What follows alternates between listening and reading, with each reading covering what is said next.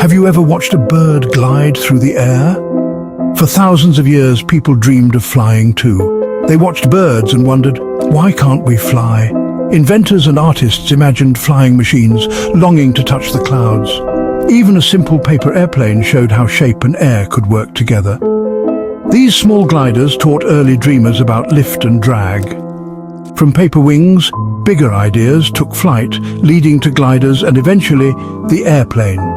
In a bicycle shop in Dayton, Ohio, two brothers, Orville and Wilbur Wright, dreamed of flight.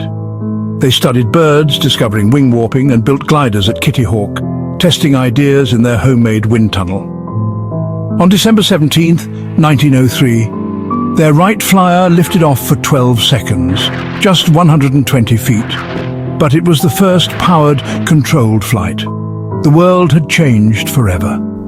The dream that began with watching birds had finally become reality, thanks to the Wright brothers' genius. After the Wright brothers showed the world that flight was possible, things began to change very quickly.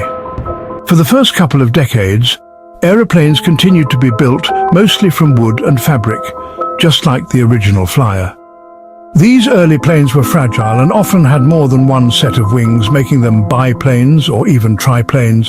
They were used for mail delivery, stunt shows, and during World War I for scouting missions. The engines were noisy and not very powerful, so the planes couldn't fly very high or very fast. Flying was still a daring adventure reserved for brave pilots. A huge leap forward happened when designers started using metal to build aeroplanes. In the 1920s and 1930s, planes made of aluminum began to appear. Metal was much stronger and more durable than wood and cloth.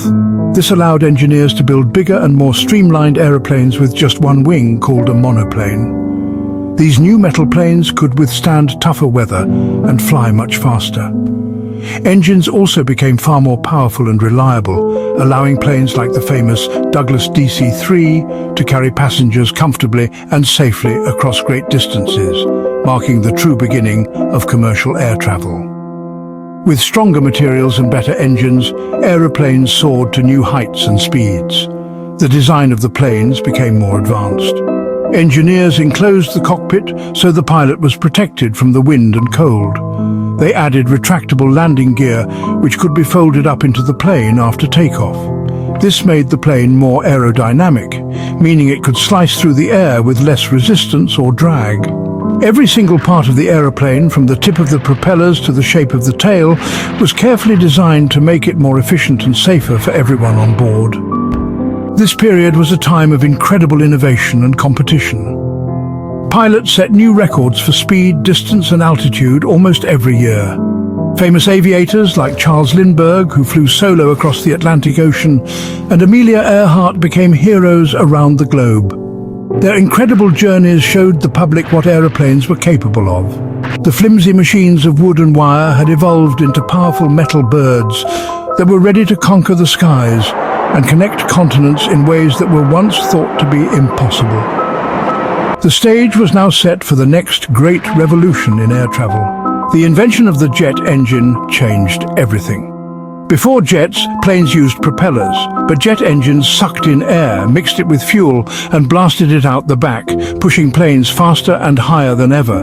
In the 1950s, jet airliners like the Comet and Boeing 707 made the world feel smaller, turning long ocean journeys into hours. Today's jumbo jets carry hundreds of people, connecting families, businesses, and cultures across the globe. And the dream of flight continues as engineers imagine electric planes and even faster ways to soar